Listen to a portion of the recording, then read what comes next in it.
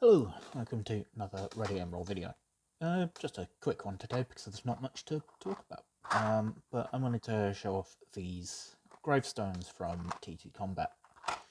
Obviously, normally you'd have a little thing on the back with the branding and your barcode and stuff, but I've taken that out. But yeah, gravestones from their Wild West sort of scenic range. Yeah, these are great. They're really, really simple, which is why this isn't going to be a very long video. But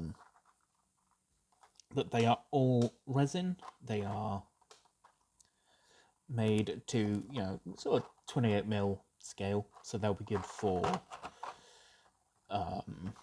Water Cowboy, Dead Man's Hand. I'm going to be making some stuff for Wild West Exodus. I know that Wild West Exodus is a slightly larger scale game, but I still think it'll still look like a graveyard when I've got these down on some plastic card rather.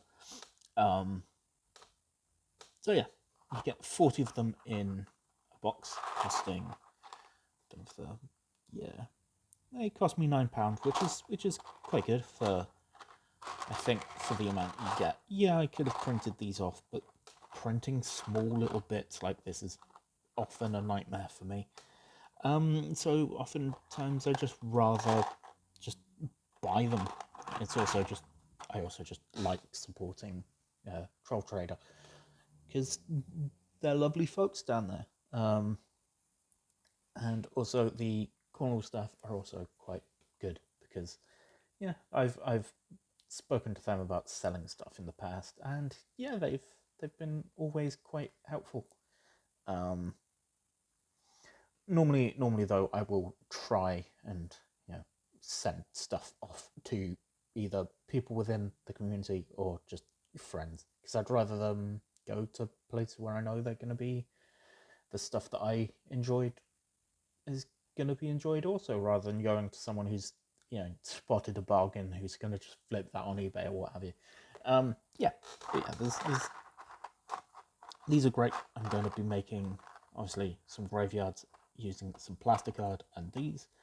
I do need to wash these though, because you need to wash resin. That's just one of the many quirks of working with resin, that you do need to wash it before using it, or priming it and painting it, just because there's often mold release on it from the casting process. Yeah, there's not much else really to say. They're tiny little headstones. They're great.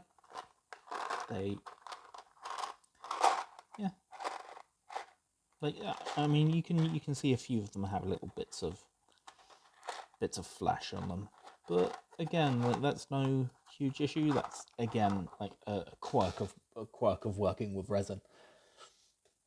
That some of them are going to have that, and that's relatively easy to get rid of. Just a hobby knife to cut that away, and maybe a file to even out the edge. It's not a difficult task. So yeah, thought I'd get this out because it's a product that I have that I could easily make a video of. So if you enjoyed this, do like, subscribe, comment, whatever other brands and products you'd like us to check out, because stuff like this is always useful to hobbyists, regardless of what they're doing. Because these were marked for their Wild West brand, but I reckon you could use these almost anywhere that's relatively sort of modern-ish, or like anywhere between 1700s to nowadays, really. Even using them in fantasy settings, I don't think would be too bad. I think the cross ones would maybe, at least for me, possibly not be ideal for fantasy settings, but even then, crosses do come up quite a lot in other media. So yeah, you could even get away with that.